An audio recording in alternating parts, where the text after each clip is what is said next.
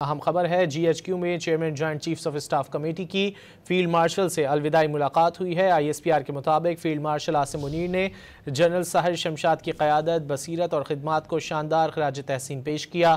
Field marshal نے joint operational تیاری اور قومی سیکیورٹی مقاصد کے لیے جنرل ساحر کی خدمات کو سراہا۔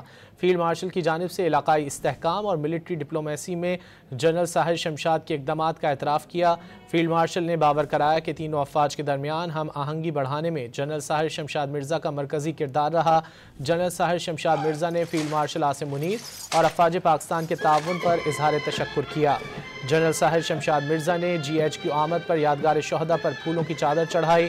پاک فوج کے چاق و چوبند دستے نے جنرل ساحر شمشاد مرزا کو گارڈ آف آنر پیش کیا۔ اہم خبر ہے جی ایچ کیو میں chairman joint chiefs of staff committee کی فیلڈ مارشل سے الوداعی ملاقات ہوئی ہے۔ آئی ایس پی آر کے مطابق فیلڈ مارشل عاصم منیر نے جنرل ساحر شمشاد کی قیادت، بصیرت اور خدمات کو شاندار خراج تحسین پیش کیا۔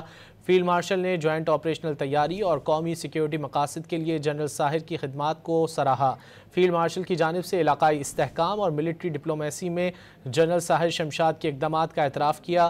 فیلڈ مارشل نے باور کرایا کہ تینوں افواج کے درمیان ہم آہنگی بڑھانے میں جنرل ساحر شمشاد مرزا کا مرکزی کردار رہا۔